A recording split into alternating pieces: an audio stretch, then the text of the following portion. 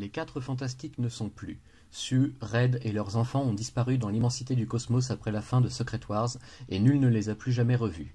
Johnny Storm, la Torche Humaine, a rejoint les rangs des Inhumains à la recherche d'une nouvelle famille, tandis que Ben Grimm joue encore la chose lors de cérémonies officielles en tant qu'invité d'honneur et seul véritable survivant de l'équipe d'origine.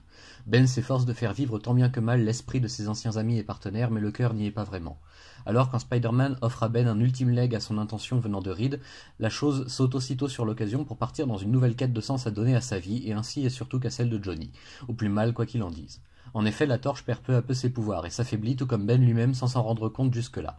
Quelque chose est en train de détraquer le délicat équilibre cosmique qui existait entre les quatre aventuriers de l'inconnu, et il semble bien que la seule solution soit de rassembler l'équipe une fois de plus. Du moins, c'est là ce que Ben raconte à Johnny pour le convaincre de le suivre et de cesser son comportement autodestructeur, car en réalité, au fond de lui, Ben est persuadé que Reed et Sue sont décédés depuis un bon moment. Rejoint dans leur épopée par nul autre que Fatalis en personne, tentant de se maintenir dans le droit chemin et de prouver qu'il est digne d'une rédemption par ses actes, les deux amis repartent donc à l'aventure à travers le nouveau multivers, à la recherche de leur version et de leurs compagnons en suivant leur signature cosmique unique pour les guider.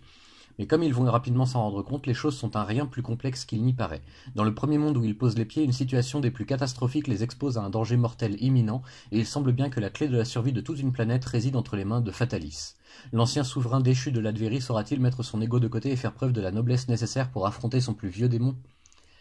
Au départ, honnêtement, je ne pensais pas être très intéressé par cette série, raison pour laquelle je ne la lis que maintenant. Eh bien, mal m'en a pris, parce que c'était vraiment génial. J'ai adoré, tout simplement, retrouver l'énergie des Quatre Fantastiques à travers les deux derniers survivants connus et leur ennemi de toujours, leur alchimie si particulière et les remises en question qu'ils ne manquent pas de rencontrer sur leur chemin. Chaque personnage est développé comme il le faut, chacun ayant son propre moment de doute ou de gloire, et tout est vraiment très bien dosé et équilibré. Les dessins signés Jim Cheung et Valerio Schiti sont très bons, dans le haut du panier de ce que Marvel pouvait proposer à l'époque de cette sortie, et le scénario de Chip Zdarsky, Sex Criminals, vous vous souvenez, nous surprend de page en page par sa force et sa portée, réussissant l'impossible, rendre leur lettre de noblesse aux Quatre Fantastiques. Et ces trois artistes y arrivent très bien pour mon plus grand plaisir, et je l'espère, le vôtre par la suite. Tout au long de ces 6 épisodes, on retrouve la nostalgie des premières aventures de l'équipe, l'esprit à la fois bon enfant et scientifique de l'extrême des héros, certes, mais avant tout une famille unie, soudée, qui cherche à se reconstruire coûte que coûte. Merci donc à Marvel d'avoir eu la bonne idée de ramener le concept du two-in-one des origines, en associant la chose à un autre personnage clé de l'éditeur, comme dans la série des années 70.